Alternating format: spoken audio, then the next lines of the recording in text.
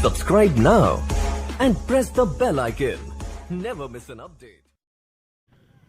नमस्कार साथियों, स्वागत करता हूं सभी का इस YouTube चैनल पर। साथियों, समायोजन की क्लास नंबर 3 है और मनोविज्ञान की क्लास नंबर 73। मित्रों, इसके पहले मैंने समायोजन की जो पिछली क्लास ली थी उसमें अप्रत्यक्ष विधियों में मैंने आपको 5 प्रकार बता दिए थे और आशा है वो 5 प्रकार आपको समझ में भी आए होंगे। अगर आपने वो क्लास नहीं देखी है तो वीडियो के लास्ट में जो 2 वीडियो आते हैं एंड स्क्रीन, वहाँ पर मैंने उन दोनों वीडियो को लगा दिया है। तो उन दोनों क्लासों को ज़रूर देखें, फिर उसके बाद ये जो 73 या समायोजन की तीसरी क्लास है इसको देखें। तो मित्रों, जो छठी विधि आती है समायोजन की वो पढ़ेंगे क्षतिपूर्ति, और आज भी 5 विधियां पढ़ने वाले हैं अप्रत्यक्ष विधियों के अंतर्गत। इसके बाद एक और क्लास बनेगी जिसमें आपके समायोजन की अप्रत्यक्ष विधियां पूरी हो जाएगी। तो मित्रों, शुरू करते हैं क्लास को। छठी विधि है क्षतिपूर्ति। क्षतिपूर्ति को अंग्रेजी में कहेंगे कॉम्पेंसेशन। साथियों, एक बात मैं वापस रिपीट करना चाहूँगा कि आपको हिंदी में नाम रहे याद या ना रहे, लेकिन आपको अंग्रेजी में इन चीज़ों के नाम ज़रूर याद रखना है। एक बात होती है साइकोलॉजी की कि जो अंग्रेजी में नाम याद रखता है किसी भी चीज़ का मनोविज्ञान के अंतर्गत, वो बहुत ही ज़्यादा, जो नॉर्मल जो बच्चे होते हैं उनसे ज़्यादा मार्क्स लाता है। इस चीज़ का बहुत ज़्यादा फ़ायदा मिलता है। इसलिए मैं वापस कहता हूँ कि अंग्रेजी में नाम इसका ज़रूर याद रखें। हिंदी में चेंज हो सकता है, क्षतिपूर्ति की जगह दूसरा शब्द आ सकता है, लेकिन कॉम्पेंसेशन की जगह दूसरा शब्द नहीं आएगा। साथियों, क्षतिपूर्ति, क्षतिपूर्ति का मतलब क्या है? किसी चीज़ की कमी होना, उसकी क्षतिपूर्ति करेंगे ना। अगर अपने किसी चीज़ की कमी नहीं है तो क्या उसकी क्षतिपूर्ति करेंगे? नहीं करेंगे। तो मित्रों, वही बात इस वीडियो में ये जो छठी विधि है इसमें देखेंगे। साथियों, व्यक्ति के आंतरिक पक्ष की क्षति की किसी बाह्य पक्ष से पूर्ति करना ही क्षतिपूर्ति कहलाता है। आंतरिक पक्ष की क्षति मतलब उसके अंदर ही कोई ना कोई कमी रहती है, और यदि उस कमी को वो किसी बाह्य पक्ष से पूरी करता है तो उसको ही समायोजन में क्षतिपूर्ति के नाम से जाना जाता है। जैसे मित्रों, एक गंजे व्यक्ति द्वारा सिर पर विग लगाकर बालयुक्त दिखने का प्रयास करना, किया कि नहीं किया? आंतरिक पक्ष क्या है कि उसके बाल नहीं है सिर पे, अब वो क्या कर रहा है? विग लगाकर ऐसा कि हाँ इसके भी बाल है, मतलब जो गंजापन है उसको छुपाने के लिए वो विग लगा रहा है। मतलब उसका जो आंतरिक पक्ष है उसकी पूर्ति इस विग से कर रहा है वो। तो मित्रों, इसको क्या कहेंगे? समायोजन की भाषा में क्षतिपूर्ति कहा जाएगा। मित्रों, मैं उदाहरण ज़्यादा लेकर आया हूँ हर बात में, इसलिए ताकि आपको अच्छी तरह से समझ में आए। दूसरा यहाँ पे उदाहरण देखेंगे। एक विकलांग बालक द्वारा अत्यधिक मेहनत करके कक्षा में प्रथम स्थान लाना, यहाँ पर भी कमी है। आंतरिक पक्ष में क्या कमी है? विकलांगता उसकी कमी है, उसकी पूर्ति किससे कर रहा है? कक्षा में प्रथम स्थान ला करके कर रहा है कि नहीं कर रहा है? तो ये भी क्या कहलाएगी? क्षतिपूर्ति कहलाएगी, बाह्य पक्ष के माध्यम से। मित्रों, एक और उदाहरण देखिए। एक कम लंबाई वाली लड़की द्वारा ऊंची हील की सैंडल पहनकर ऊंची दिखने का प्रयास करना, लंबी दिखने का प्रयास करना, या ऊंची की जगह लंबी लिखता तो और अच्छा लगता, लेकिन अब क्या करें, लिख ही दिया है, क्लास बनाई दी है, तो चलो ठीक है, आप मैनेज कर सकते हो इस चीज़ को। यहाँ देखिए, जो लड़की है उसकी लंबाई कम है, हाइट कम है, उसकी पूर्ति किससे कर रही है? वो ऊंची हील की सैंडल होता है ना, छोटी छोटी लड़कियाँ होती है लेकिन लंबी दिखती है। क्यों? क्योंकि भाई साहब उनके चप्पल तो देखो, उनके जो सैंडल है, उनके जो चप्पल है वो कितने ऊंचे ऊंचे हैं। तो मतलब यहाँ पर वो जो लड़की है वो लंबाई उसकी कम है, उसकी पूर्ति इस सैंडलों के माध्यम से कर रही है जिसकी हील ऊंची है। तो मित्रों, आशा है आपको क्षतिपूर्ति के बारे में अच्छी तरह से समझ में आया होगा कि क्षतिपूर्ति का सीधा सा मतलब ये है, आपके अंदर कोई कमी रहती है, यदि आप उस कमी को दबा देते हो किसी बाह्य पक्ष के माध्यम से तो उसको ही कहा जाएगा क्षतिपूर्ति। अब इसके बाद जो विधियां पढ़ने वाले हैं उसमें पूरा ध्यान यही होना चाहिए, वीडियो पे पूरा का पूरा ध्यान यही होना चाहिए। मैं वापस रिपीट कर रहा हूँ, कोई भी कार्य कर रहे हो आप तो उसको बंद कर दो, क्योंकि कन्फ्यूजन इतना ज़्यादा होने वाला है, इतना ज़्यादा होने वाला है कि एक बार में समझ में नहीं आया तो दोबारा आएगा भी नहीं, और इन चीज़ों को पूरा कोई पढ़ाता नहीं। तो चलिए शुरू करते हैं। नेक्स्ट 7वीं विधि के बारे में पढ़ेंगे। साथियों, 7वीं विधि आती है युक्तिकरण। इसको औचित्य स्थापन भी कहते हैं, और इसको देसी भाषा में कहा जाता है जुगाड़। बात में कहते हैं ना कि अरे यार एक जुगाड़ कर लिया मैंने। तो जुगाड़ करने का मतलब क्या है कि कोई चीज़ थी, अपने असंतुलन की स्थिति उत्पन्न कर रही थी, और उसको मैनेज करने के लिए अपन ने क्या कर लिया, जुगाड़ कर लिया, जिसको साइकोलॉजी में युक्तिकरण और औचित्य स्थापन भी कहा जाता है, और इनके अलावा भी इनका नाम हो सकता है। तो मित्रों इसको अंग्रेजी में नाम याद रखिए, रेशनलाइजेशन। रेशनलाइजेशन ये शब्द चेंज नहीं हो सकता किसी भी परिस्थिति में। तो मित्रों पिछले एग्जाम में प्रश्न आया था युक्तिकरण से संबंधित, लेकिन वहाँ पर नाम बिल्कुल अलग दे दिया था, लेकिन अंग्रेजी में वापस पेपर उठा के देख लेना, रेशनलाइजेशन लिखा होगा वहाँ पे 100%। अब युक्तिकरण क्या होता है देखिए, असंतुलन की स्थिति में किसी ऐसी युक्ति का प्रयोग करना जो व्यक्ति को संतुलित कर दे, युक्तिकरण कहलाता है। असंतुलन मतलब कोई ना कोई असंतुलन तो रहेगा, तभी तो आप समायोजन करोगे। अगर असंतुलन है ही नहीं तो समायोजन की कहाँ ज़रूरत है। व्यक्ति समायोजन क्यों करता है, ताकि वो संतुलित अवस्था में आ जाए। तो आप किसी ऐसी युक्ति का प्रयोग करोगे, कोई ऐसी बात कहोगे जो आपको संतुलित कर दे, तो उसको ही कहा जाएगा युक्तिकरण, औचित्य स्थापन, जुगाड़ या रेशनलाइजेशन। जैसे मित्रों उदाहरण है, एक छात्र द्वारा गृह कार्य न करने पर घर पर मेहमान आने का बहाना बनाना। एक बालक है, विद्यालय में गया, टीचर ने पूछा कि हाँ बेटा निकाल कॉपी, कि मैडम मेरे घर में तो मेहमान आ गए थे। देसी भाषा में अपन कुछ अलग अलग नामों से इनको जानते हैं, इसलिए मैं ना होमवर्क नहीं कर सका। तो ये एक उसका युक्तिकरण है, यहाँ पर औचित्य स्थापन है, जुगाड़ है।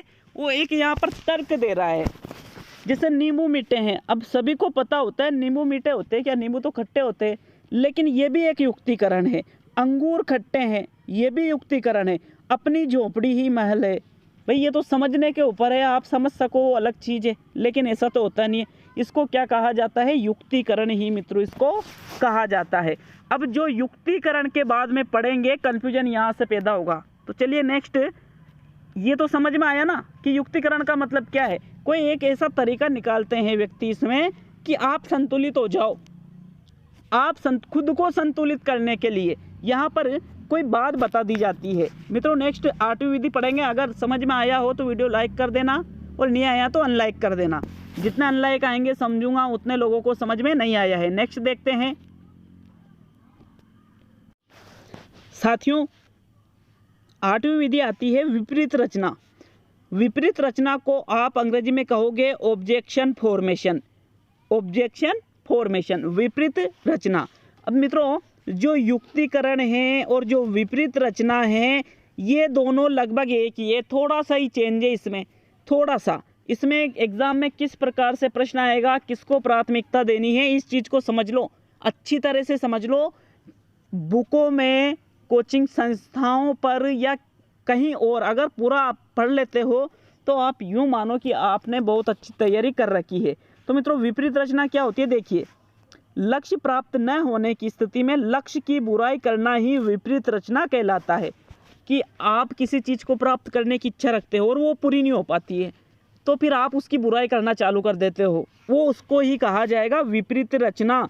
जैसे अंगूर खट्टे हैं, अंगूर खट्टे हैं, क्यों कहा गया था, ये लोमड़ी ने कहा था ना ये वाक्य, अंगूर खट्टे हैं। क्यों, उसने अंगूर को प्राप्त करने की उसकी इच्छा थी, खाने की इच्छा थी, लेकिन उसको वो प्राप्त नहीं कर सकी। अंत में कह दिया कि अरे ये तो अंगूर तो खट्टे हैं, मतलब जो उसका लक्ष्य था उसको प्राप्त नहीं कर पा रहा है, नहीं हुआ उससे, और उसने लक्ष्य की ही बुराई कर दी लास्ट में जा कर के।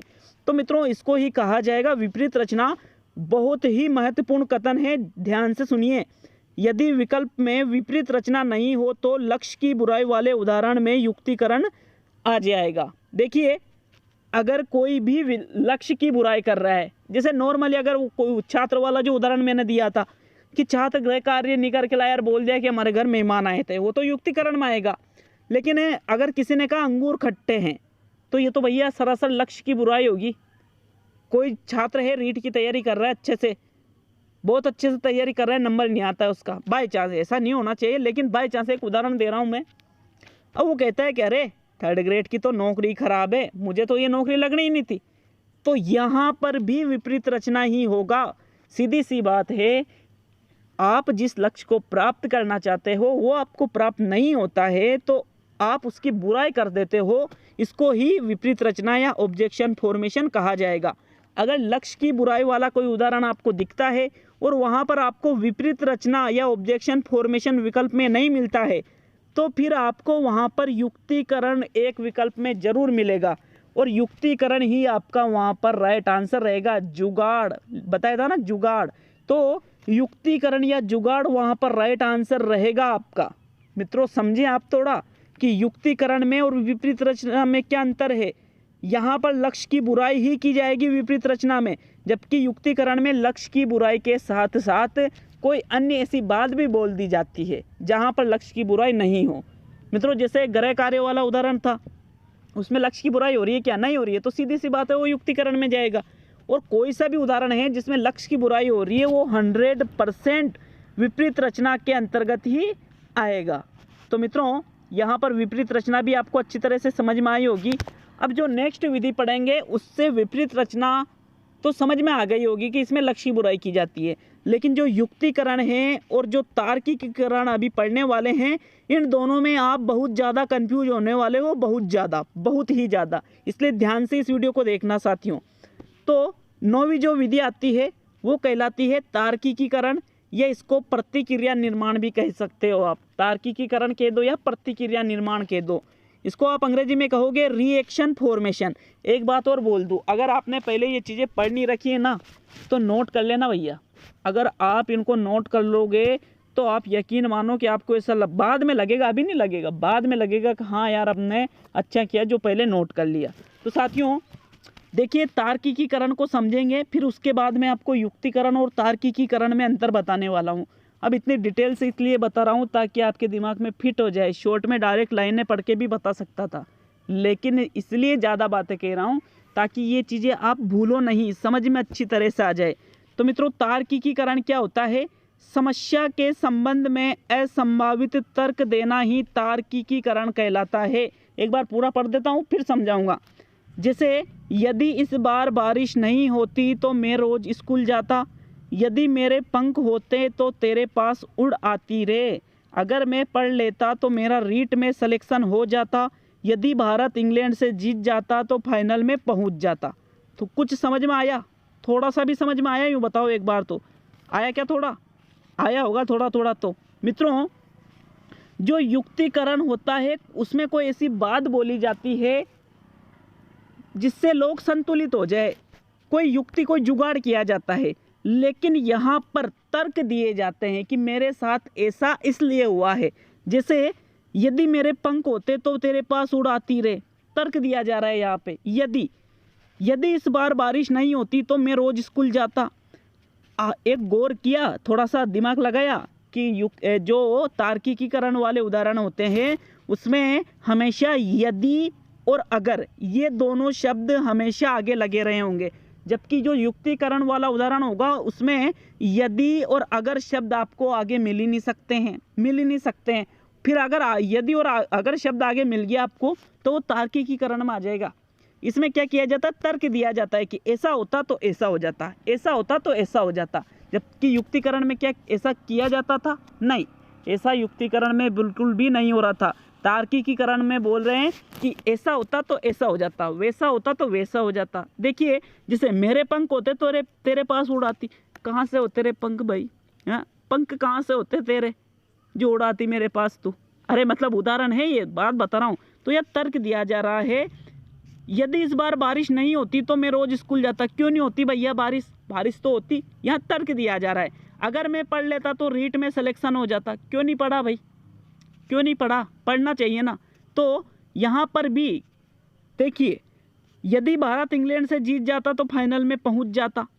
तो मित्रों ये है तार्किकीकरण में और युक्तिकरण में अंतर कि भाई साहब यहाँ तो तर्क दिया जाएगा और तर्क देने के साथ में ही यूँ कहा जाएगा कि ऐसा होता तो ऐसा हो जाता, ऐसा होता तो ऐसा हो जाता। मतलब वर्तमान की बात, पूर्व की जो बात है, पूर्व का जो घटना हुई उसके कारण वर्तमान जो प्रभावित हुआ उसका संबंध तार्किकीकरण में किया जाता है। और मैंने जो एक विधि पढ़ाई थी आपको प्रक्षेपण में और तार्किकीकरण में अंतर समझना बहुत जरूरी है, हर कोई नहीं समझाता है। तो समझ लो, वीडियो लंबा बनेगा लेकिन काम की चीज़ है। मित्रों जो प्रक्षेपण होता है और जो तार्किकीकरण होता है इनमें जो मूल अंतर है, मूल अंतर समझो एक बार। प्रक्षेपण का मतलब क्या होता है? आरोपित करना, अपना दोष दूसरे के ऊपर मढ़ना। जैसे एक खाती द्वारा यूं कहना कि लकड़ी गीली थी इसलिए किवाड़ जो है वो टेढ़े बन गए। और जो तार्किकीकरण है इसमें क्या हो रहा है? देखिए, प्रक्षेपण में खुद के जो दोष है, खुद में कमी होती है लेकिन दूसरे के ऊपर आरोप बता दिए जाते हैं। लेकिन तार्किकीकरण में तर्क दिया जाता है, उसमें तर्क नहीं दिया जाता है, उसमें सीधा आरोप लगाया जाता है। समझो इस चीज़ को, जो प्रक्षेपण है उसमें सीधा आरोप लगाया जाता है, जबकि तार्किकीकरण या प्रतिक्रिया निर्माण में कोई तर्क दिया जाता है। तो मित्रों, यही मूल अंतर है तार्किकीकरण और प्रक्षेपण में। युक्तिकरण में भी मैंने अंतर समझा दिया, प्रक्षेपण में भी मैंने अंतर समझा दिया और तार्किकीकरण में भी मैंने आपको अंतर समझा दिया। तो साथियों, समझ में आया होगा। नेक्स्ट देखते हैं, अगर फिर भी समझ में नहीं आया तो अलग से एक क्लास बना दूंगा इन तीनों के ऊपर, उदाहरण लेकर आऊँगा आपके सामने। आप खुद वहाँ पे चूज़ करना कि ये तार्किकीकरण में आएगा, प्रक्षेपण में आएगा या फिर युक्तिकरण में आएगा। नेक्स्ट 10वां और आज की अंतिम क्लास जो आज की क्लास है उसकी अंतिम विधि देखेंगे साथियों, जो कहलाती है आक्रामकता। इसको आप विस्थापन भी कह सकते हो और इसको आप प्रतिस्थापन भी कह सकते हो। अंग्रेजी में इसके 3 नाम हैं, एग्रेशन, एंग्रीनेस और डिस्प्लेसमेंट। मित्रों, तीनों नाम एग्जाम में आ चुके हैं। अंग्रेजी में इन तीनों नाम के अलावा कोई नाम नहीं आएगा, तीनों एक ही चीज़ है। जैसे एक ही लड़के या एक ही लड़की के 3 नाम होते हैं ना, ऐसे ही आक्रामकता, विस्थापन और प्रतिस्थापन, ये तीनों एक ही चीज़ है। एग्रेशन कह दो, एंग्रीनेस कह दो या डिस्प्लेसमेंट कह दो। तो आक्रामकता का मतलब है अपने को किसी बात पर, ठीक है, अपने को किसी बात पर गुस्सा आता है और वो गुस्सा किसी और के ऊपर निकाल देते हैं, तो उसको ही कहा जाएगा आक्रामकता। जैसे अपने मान सम्मान में ठेस लगने पर आक्रामक रूप अपनाकर किसी अन्य पर गुस्सा निकाल लेना ही क्या कहलाएगा? विस्थापन कहलाएगा। आपको कोई चीज़ बुरी लगी, किसी ने कुछ बोला, किसी ने कुछ आपके साथ किया और आपको ऐसा लगा करे यार सारी इंसल्ट कर दी मेरी, तो उसके बाद आपको गुस्सा आता है लेकिन आप सामने वाले से कुछ कह नहीं पाते हो और वो गुस्सा आप अपने अंदर रख करके किसी दूसरे के ऊपर निकाल देते हो, तो उसको ही कहा जाएगा आक्रामकता। अर्थात किसी और का गुस्सा किसी और पर निकालना। गुस्सा तो किसी और पे आ रहा था लेकिन निकाल किसी और पे देते हो, तो इसको ही क्या कहा जाएगा मित्रों? एग्रेशन या आक्रामकता कहा जाएगा, या विस्थापन या प्रतिस्थापन भी आप इसको कह सकते हो। जैसे सासू जी से लड़ाई होने पर बहू द्वारा बच्चों पर गुस्सा निकालना।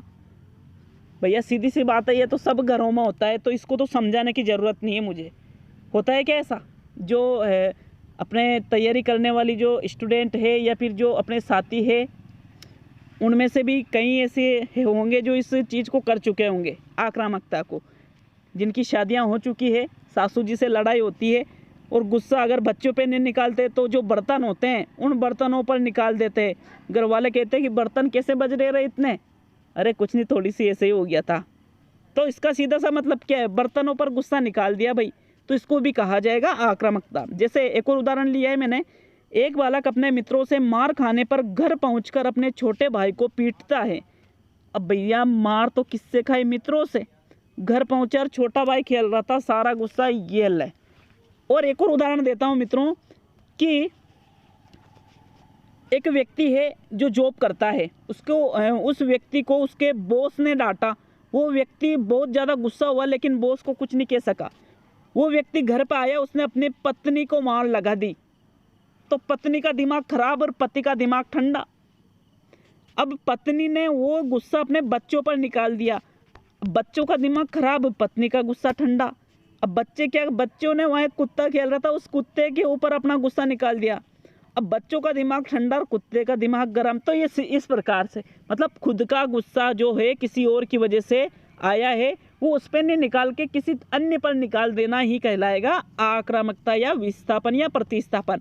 और जो ये गुस्सा निकाला जाता है, ये छोटे या निम्न जो अपने से कमज़ोर होते हैं उन पर अधिकतर निकाला जाता है। ऐसा नहीं है कि ये कुत्ता इस बच्चे पे गुस्सा निकाल देता और ये जो बच्चा है ये अपनी माँ पे गुस्सा निकाल देता, माँ अपने पति पर गुस्सा निकाल देती है, और ये जो पति है ये अपने बॉस पर गुस्सा निकाल देता। ये क्रम है जो ऊपर से नीचे की ओर आता है अधिकतर। तो मित्रों, आशा है आपको पूरी तरह से समझ में आया होगा, और अगर नहीं आया है तो बिल्कुल कमेंट करके बताइए। हालांकि मैंने समझाने की पूरी कोशिश की है, फिर भी देखते हैं कि कितनों के समझ में आया, कितनों के नहीं आया। वीडियो अच्छा लगता है तो लाइक करके जाना यार, मुझे खुद को वीडियो बनाने में अच्छा लगता है कि हाँ भाई और वीडियो ऐसे मैं बनाऊं, और वीडियो को शेयर ज़रूर करें अन्य दोस्तों के साथ, ताकि और जो लोग हैं उनको भी फ़ायदा मिले। और साथ में ही दोस्तों चैनल को सब्सक्राइब करें। इसी तरह आपको यहाँ पर अच्छी अच्छी चीज़ें मिलती रहेगी। तो मिलते हैं अगले वीडियो में।